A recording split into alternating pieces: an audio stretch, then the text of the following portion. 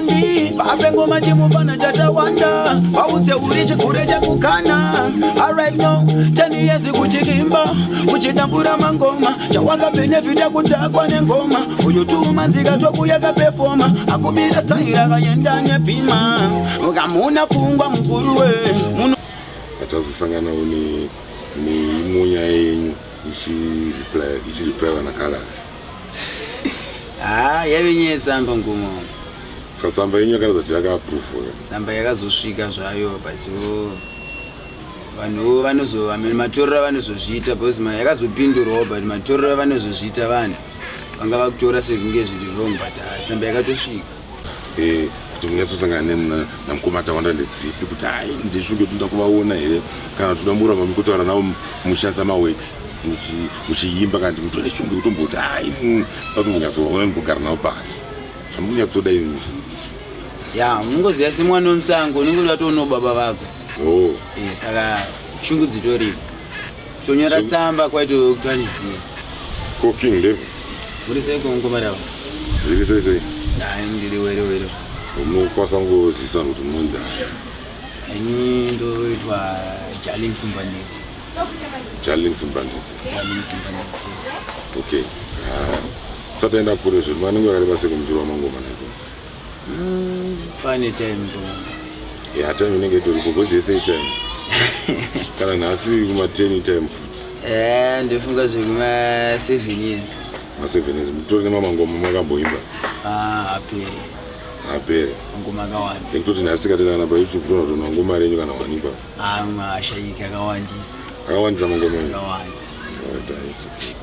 enyu pane nyaya yazonyaya kuti yatiunza kuti ungatifambisa iwe kada kubvunza patoti mutitsananguriro vanhu vari kuonawo mafanzi enyu manyasonzwa kuti zviri kufamba sei mauya nenyaya iyo nkumarava pane ngoma renyu ramakanyimba tasangana naro payoutube atazosanganawo neimwe nyaya yenyu ichireply vana colors.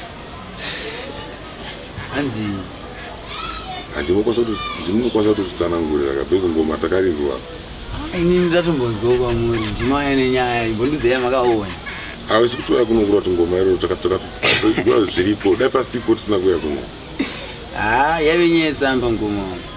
Saka tsamba yenyu yakaratidza kuti yakaapprove. Tsamba yakazosvika zvayo but vanhu matorero vanozozviita because yakazopindurwawo but matorero vanozozviita vanhu vanga vakutora sekunge zviri wrong but tsamba yakatosvika. But pamungati asina kunyatsotambira asi kuti Mbanditi ndiye asina kunyatsootambira nyaya yetsamba yenyu.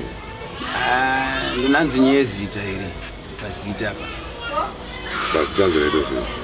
Hanzi chinja zita ufuyi chinini iri secolors lightest remafanzi. Alright, but korenyu charo. Nini rangu ndonzi Jarling Simbanditi zochero katasa maweeks 2018 kana 17. Saka urati reply yakakufadzai here kana kuti ine zvayakakukurudzirai kana kuti hamuna kuifamba muna kutsoitambira zvamaida here?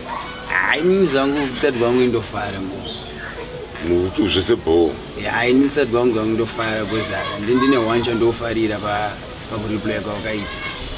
Saka ramakunyatsotishandisa zvamakanzi muribvise mafanzi anofanira kuzoziva bezwa munhu wanguwana pakanzi secolors lighted. Inini ndagara nditoshandisa Jarling Simbanditi. Saka apa izvezvi ndingataudze mafanzi kuti vochishandisa rini chivataurira kuti voshandisa ripi asatambudzike nekukutsvaga. Saka zvamai manje vanototsvaga Jarling Simbanditi kwete secolors. Pachasara maindi chokureva vanhu tangotaura inyaya cheteka kuti vazoziva kuti ndiye munhu uya chaichai kuti vanonangoitwa dhiri unongoziva vanhu vari kumazuva ano vanonangoita dhiri ngoti handiriuiwe but vanhu vanyatsopuruvha kuti ndimi kakinga nematombo vaimbiwe vada freestyle ngationa freestyle 2-3 mafreestyle zvamuri zvamukwanisa kanyorova kuti mafanzi azive kuti ndimaimba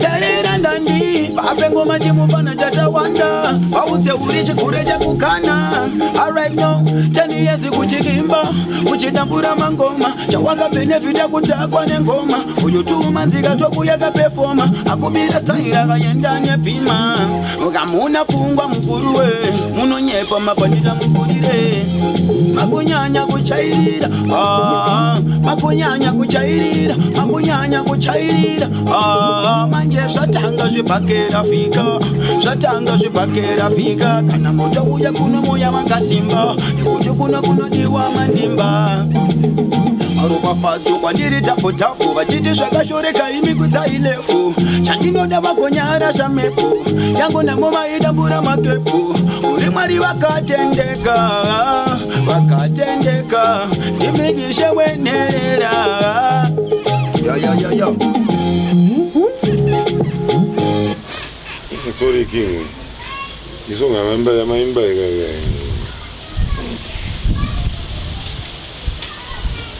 hamba zinyaya idana mjimba nenyaya dzoda apachitapinda mabhima apa zvinoda zvingi ndongwere ngwere yaita sei hai ngwere dzedu dzaenda ngolaudha usikati taingowapoka kapisoda zvao sevaida kuzvona nge vanyakukosha but hataita kuvaonesa kuti mani tenesi muchiimba but makangobhenefita kudhakwa nechi komakatoita vekuendesera tsamba kavasimaendesera makaenda kumukoma ava vagone kuverenga saka musoda kuvanyatsovaisira tsamba vangati vanotoita zvekunzwa zvatinoimba zvekuverenga havagone saka kuti ngwere dzese here kana ti ngwere 1 avese family baba ihwai akatopofomara saka nevana vese saka ngoro vati vakatobuda kazita ikako kuti unototi mawani pana mukamboonera neplan kubva pane vese kusvika vari kuzasi vachona ihonde yemustudio here kanti ihonde kuti mukatoona murodhi ibhakiredi kanti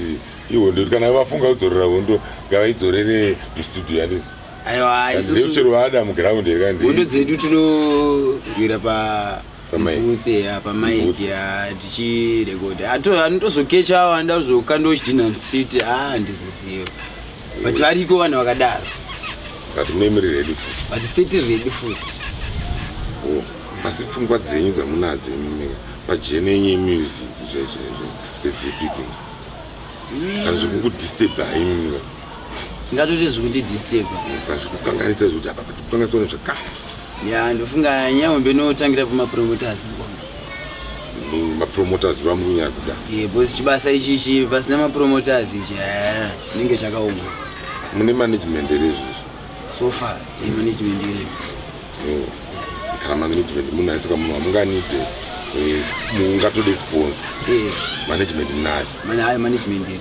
iripo handiti but pakawanaka anoti anogona kuda kuti akupushei muri nemanagement iyoyo anenge achikwanisa kuti akubetsere nemanagement yenyu munowirirana here zvekuti munhu iya afunga kuti aida kuti ndimanage but mumanagwa but muri mese henyu nemanagement yenyu izvozvo handirambi as long as zvina management yangu mukati handinochandopikisa zvoti chero pakadii but management yemwe munayo but hamurambe asi management yangu inofana kunge ingori munenambaza munobatika here tiparaita kolabo nemi namba dziripo kana ari kukudaiwo kana kuti munoimba munadzo namba namba dziripo taura 078 5288 yedzokodze futi 078 5288